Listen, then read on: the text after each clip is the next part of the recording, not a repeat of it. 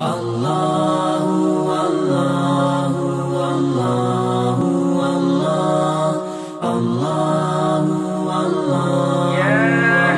الذين آمنوا استعينوا بالصبر والصلاة إن الله مع الصابرين صدق الله العظيم. حضرات علماء کرام اور دور دراز سے آئے ہوئے مہمانان اعظام اور عزیز دوست، اللہ تبارک و تعالیٰ کا میں شکر گزار ہوں کہ اس محفل میں مجھ کو کچھ دیر لفظائی کا موقع عنایت کیا گیا. میں اپنی بات کو مختصر وقت میں آپ لوگوں کے سامنے پیش کرنا چاہوں گا. آپ کے سامنے میں نے جو آیت تلاوت کی ہے، یا ایھا الذین آمنوا استعینوا بالصبر والصلاۃ، ان میں دو باتوں کا ذکر ہے کہ مدد طلب کرنا ہے، ایک صبر کے ذریعے، دوسرا صلاۃ کے ذریعے. آج جو دنیا بھر میں لوگوں کو مشکلات پیش آ رہی ہیں، جن تکلیفوں سے دوچار ہونا پڑ رہا ہے، اور چاہے وہ مذہبی جھگڑا ہو یا مسلکی جھگڑا ہو، رشتہ داروں کا جھگڑا ہو، سب کی بنیاد یہ ہے کہ ان کے دل سے صبر نکل گیا ہے اور نماز سے بے رغبتی ہے.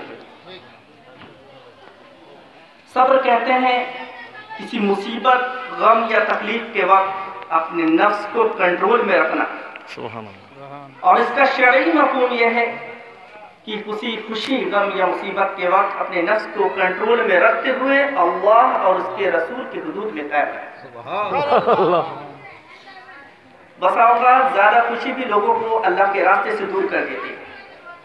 اتنا خوش ہوتے ہیں کہ بے صبر ہو جاتے ہیں اور اللہ تعالیٰ کے راستے سے ہٹ جاتے ہیں، اور جب کبھی اتنا غم آ جاتا ہے پھر بھی ناشکری کرتے ہیں اور تقدیر پر اعتراض کرتے ہیں اور اللہ کے راستے سے بھٹک جاتے ہیں. نبی علیہ السلام نے ارشاد فرمایا کہ صبر جنت کے خزانوں میں سے ایک خزانہ ہے. مومنین پر جب تکلیف آتی ہے تو وہ صبر سے کام لیتے ہیں. اللہ تبارک و تعالیٰ نے سورہ بقرہ کی آیت نمبر 153 میں ان لوگوں کو اپنے ساتھ ہونے کی خوشخبری دی ہے کہ ان اللہ مع الصابرین، بے شک اللہ صبر کرنے والوں کے ساتھ ہے. سبحان اللہ. مختلف انبیاء کرام جب وہ دین کی تبلیغ کرتے، لوگوں کو اللہ کی طرف بلاتے، وحدت خداوندی کا بیان کرتے تو ان پر ظلم کا پہاڑ توڑے. ان کے اوپر ظلم ہوتا، ان کو تکلیفیں جھیلنی پڑتی، لیکن انہوں نے صبر کا دامن نہیں چھوڑا. صبر کے دامن کو مضبوطی سے تھامتے ہوئے اللہ کی وحدانیت کا بیان کرتے رہے. صبر ایک ایسا عظیم اور اعلیٰ فضیلت والا عمل ہے جس کو اللہ تبارک و تعالیٰ نے اپنے انبیاء اور رسول کی صفات میں تعریف کرتے ہوئے بیان فرمایا. وَإِسْمَعِيلَ وَإِدْرِيسَ وَذَا الْكِفْلِ كُلٌّ مِّنَ الصَّابِرِينَ. اللہ اکبر. اسماعیل اور ادریس اور ذی الکفل یہ تمام کتاب صبر کرنے والوں میں سے، اور اس صبر کو نیک عمل بیان کرتے ہوئے اس کا پھل فرمایا وَأَدْخَلْنَاهُ فِي رَحْمَتِنَا كُلٌّ مِّنَ الصَّالِحِينَ، کہ ہم نے ان کو اپنی رحمت میں داخل کر لیا ہے، اس لیے کہ وہ نیک عمل کرنے والے تھے، وہ صبر کرنے والے تھے. اللہ تعالیٰ کی رحمت ان کے ساتھ تھی. اللہ تبارک و تعالیٰ نے آپ علیہ السلام سے فرمایا کہ یہ بلند حوصلہ رسولوں میں رہا ہے. یہ عظیم کام جو آپ دیکھ رہے ہیں یہ مختلف انبیاء کرام میں رہا ہے. اللہ تبارک و تعالیٰ نے آپ علیہ السلام کو حکم فرمایا فَاصْبِرْ كَمَا صَبْرَ أُولُو الْعَزْمِ مِنَ الرُّسُلِ، کہ آپ صبر کریے جیسے کہ بلند رسولوں نے صبر کیا ہے. تو صبر کی حقیقت بھی آپ علیہ السلام نے بیان کی کہ انما الصبر عند الصدمة الأولى، کہ حقیقی صبر وہ ہے جو صدمے کے شروع میں کیا جائے، یعنی جس وقت آپ کو تکلیف لاحق ہو رہی ہے اس وقت آپ صبر کرتے ہیں تو یہ حقیقی صبر کہلاتا ہے. بعد میں صبر کر لینا یہ بھی بظاہر صبر ہے، لیکن حقیقت وہی ہے جو ابتدا میں ہے. صبر 3 طرح کے ہوتے ہیں. ایک اللہ تعالیٰ کی فرما برداری میں صبر کرنا، دوسرا اللہ تعالیٰ کی نافرمانی سے بچتے ہوئے صبر کرنا، اور تیسرا صبر ہے کسی مصیبت کے وقت صبر کرنا. سبحان اللہ. تو پہلی قسم جو اللہ کی فرما برداری میں صبر کرنا وہ کیا ہے؟ یعنی کوئی چیز آپ کی طبیعت کے خلاف ہے، آپ کی طبیعت اس طرح مائل نہیں ہوتی ہے، आपको नमाज पढ़ना अच्छा नहीं लगता, फजर में जब मौज़िन पुकारता है अस्सलातु खैरुम मिनन नौम, लेकिन आप नहीं उठते हैं ठंडक की वजह से, या ठंडे पानी से वजू बनाना पड़ेगा और मस्जिद तक जाना पड़ेगा, इस वजह नहीं जाते, लेकिन आप सब्र करते हैं अल्लाह ताला की फरमाबरदारी करने के लिए। आप दुकान छोड़कर नमाज पढ़ने नहीं जाते हैं, लेकिन आप फिर सोचते हैं कि यहाँ पर हम सब्र कर लेते हैं, थोड़ी तकलीफ होगी, लेकिन इसमें अल्लाह ताला की फरमाबरदारी है, तो ये अल्लाह ताला की फरमाबरदारी में सब्र करना होगा। और दूसरा है अल्लाह ताला की नाफरमानी से रुकने के लिए सब्र करना, यानी कोई चीज़ आपकी तबीयत के मुआफिक है, आपको बाजार जाना अच्छा लगता है, गाना सुनना अच्छा लगता है, जितनी लघु चीज़ें उनकी तरफ आपका दिल मायल होता है, लेकिन आप उससे बचते इसलिए हैं कि उसमें अल्लाह ताला की नाफरमानी। आपको लोगों का माल हड़प लेना अच्छा लगता है, ना हराम माल को खाना आपको अच्छा लगता है, खोटे माल को बेचकर आपको पैसा कमाना बहुत अच्छा लगता है, लेकिन फिर भी आप सब्र करते हैं, लालच नहीं करते, सिर्फ इसलिए कि इसमें अल्लाह ताला की नाफरमानी। और तीसरी किस्म का सब्र जो किसी मुसीबत के वक्त करना है, यहाँ पर तकदीर पर एतराज़ नहीं करना है, हुस्न अदब को मलहूज़ खातिर रखना है। किसी के घर में तरह तरह की मुसीबतें आती हैं, चाहे वो किसी के घर में एक्सीडेंट हो या शदीद बीमारी की वजह से या किसी मुख्तलिफ तरह की परेशानी जो आती है, तो उस वक्त लोग सब्र का दामन अक्सर छोड़ देते हैं। होता यह है कि जब किसी के घर में कोई बुरा वक्त आया तो उस वक्त ऐसे ऐसे अल्फाज निकालते हैं कि मेरा वक्त बहुत बुरा चलता है, ज़माना बहुत ख़राब है, पिछला ज़माना तो बहुत अच्छा था, लेकिन आज का ज़माना तो बहुत बुरा चल रहा है। लेकिन शायद उनको ये हदीस याद नहीं है। आप अलैहिस्सलातु वस्सलाम फरमाते हैं, क़ाल रसूलुल्लाह सल्लल्लाहु अलैहि वसल्लम क़ाल तबारक व तआला युदीनी इब्नु आदम यसुब्बुद्दहर व अना अद्दहर बियदिल अम्र उक़ल्लिबुल लैल वन्नहार, मुत्तफ़क़ुन अलैह। क्या अलैहिस्सलातु वस्सलाम फरमाते हैं कि अल्लाह तबारक व तआला ने फरमाया कि इब्ने आदम मुझको तकलीफ देता है। कैसे? वो ज़माने को बुरा कहता है, हालांकि ज़माना तो मैं ही हूँ, ये लैलो नहार की गर्दिश मेरे कब्जे में है। वो ज़माने को बुरा कहता है गोया कि मुझको बुरा कहता है।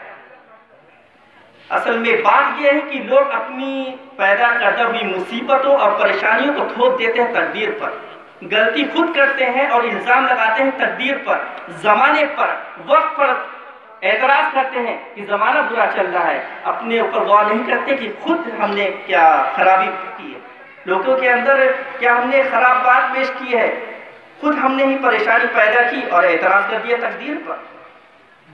क्योंकि असल मुतसर्रिफ हर तारा की ज़ात है। ये लैलो नहार की गर्दिश, सूरज का तुलू होना, सूरज का गुरूब होना, दिन का बनाना, रात का बनाना, ये किसके कब्जे में है? अल्लाह तबारक व तआला के। तो लिहाजा पता चला कि लैलो नहार की गर्दिश अल्लाह ताला के कब्जे में है और इसी से ज़माने बनते हैं, दिन बनते हैं, साल बनते हैं। और लोग कहते हैं कि ज़माना ख़राब है, तो लोग ज़माने को बुरा नहीं कहते हैं, वो अल्लाह तबारक व तआला को बुरा कहते हैं। नाउज़ुबिल्लाह। अजीज दोस्तों, तो हमको सब्र इख्तियार करना है। अल्लाह तबारक व तआला ने जब फरमा दिया कि इन्नल्लाह मअस साबिरीन, मैं सब्र करने वालों के साथ हूँ, फिर भी हमारा दिमाग नहीं खुलता है। हम लोग सिर्फ एतराज़ करते हैं कि मेरे लिए मुसीबत हमारे ऊपर आ रही, मेरे लिए दुआ कर दीजिए या हमको तावीज़ दे दीजिए, सब कुछ करते हैं, लेकिन खुद पर गौर नहीं करते हैं कि हमको हमारे ऊपर 5 वक्त की नमाज पढ़ते हैं, हमको लोगों के साथ अच्छे अखलाक से पेश आना है, हमको सब्र करना है। नबी अलैहिस्सलातु वस्सलाम की न जाने कितनी हदीसें पढ़ी हैं, लेकिन उसको कोई नहीं बयान करता। इस तरह की हदीस बयान करना लोगों का एक शेवा बन गया। लोगों को जितनी झगड़े वाली हदीस वही बताया जाएगा, लेकिन जो नबी अलैहिस्सलातु वस्सलाम की तालीम में जो असल मकसूद है, लिमाज़ा बुइसा नबी सल्लल्लाहु अलैहि वसल्लम फिल जज़ीरतिल अरब, नबी अलैहिस्सलातु वस्सलाम को जो दुनिया में भेजा गया वो दीन फैलाने के लिए भेजा गया है, दीन को बांटने के लिए नहीं। मुख्तलिफ हदीस पढ़ी हुई है हदीस में, किताबुल अदब अबू दाऊद शरीफ में कितना ही बेहतरीन अंदाज में उसमें अदब सिखलाया गया है, लेकिन उसको इसलिए लोग नहीं पढ़ाते कि वहाँ तक किसी का निसाब पहुँचता नहीं। मदारिस में अहादीस रखी गई हैं, दौरे के पास जब दौरे हदीस आती है तब लोगों को हदीस मिलती है। हालांकि होना तो ये चाहिए था कि छोटी छोटी अहादीस जो हैं, کتاب الادب، لوگوں کا اخلاق، لوگوں کے طور طریقوں کو شروع کلاس سے دھیرے دھیرے پڑھاتے رہنا چاہیے کہ شروع سے مزاج بنے. لیکن نہیں، آخر میں جب انسان بگڑ جاتا ہے اس کے بعد لوگوں کے سامنے یہ احادیث آتی ہیں تو وہ یہی سوچتا ہے کہ کاش کی پہلے آئی ہوتی. تو عزیز دوستوں، پہلی مدد ہم کو طلب کرنی تھی صبر سے، اور دوسری ہے صلاۃ سے. میں صلاۃ پر اپنی بات کو ختم کرنا چاہوں گا مختصر بتا کر کہ نبی علیہ السلام کے نبوت کے بعد کا وافر حصہ نماز میں گزرا. جیسا کہ آپ جانتے ہیں کہ آپ علیہ السلام پوری رات نماز میں رہتے. آپ علیہ السلام پنجگانہ جو فرض نمازیں ہیں ان کے علاوہ نفلی نمازوں کا بھی اہتمام کیا کرتے تھے. آپ علیہ السلام حدیث میں آتا ہے کہ آپ علیہ السلام کو جب کوئی تکلیف آتی یا مصیبت آتی تو وہ مصلی پہ چلے جاتے تھے اور نماز پڑھتے تھے، اللہ تبارک و تعالی سے دعا کرتے تھے. لیکن اس احادیث کا مطلب یہ کوئی نہ نکال لے کہ آپ علیہ السلام نماز پڑھنے اسی وقت جاتے تھے جب تکلیف ہوتی تھی. نہیں، جو 5 وقت کی فرض نمازیں ہیں ان کو ادا کرنا لازم، ضروری اور واجب ہے. اس کے علاوہ نماز چاشت ہے، نماز اشراق ہے، تحیۃ المسجد، تحیۃ الوضو اور تہجد کی نمازیں ہیں، نماز استسقاء، بہت سی نمازیں ہیں. مصیبت کے وقت کیا نمازیں ہیں، آپ علماء سے رابطہ کریں، ان سے پوچھیں، نبی علیہ السلام کا طور طریقہ معلوم کریں اور اس کے بعد اسی کے مطابق اپنی زندگی گزاریں. تو آپ لوگوں سے یہ گزارش ہے کہ نماز کا اہتمام کریں اور صبر کا دامن مضبوطی سے تھامیں. انشاءاللہ تعالیٰ اللہ تبارک و تعالیٰ کی مدد آپ کے ساتھ ہوگی. میں اپنی بات کو مختصر کرنا چاہتا ہوں اس لیے کہ اور بھی مقررین حضرات، علماء حضرات بیٹھے ہیں، وہ آپ کو بہت ہی مفید بات بتائیں گے. اللہ تعالیٰ سے دعا گو ہوں کہ اللہ تبارک و تعالیٰ ہم لوگوں کو کہنے سننے سے زیادہ عمل کرنے کی توفیق عطا فرمائے. وآخر دعوانا ان الحمد للہ.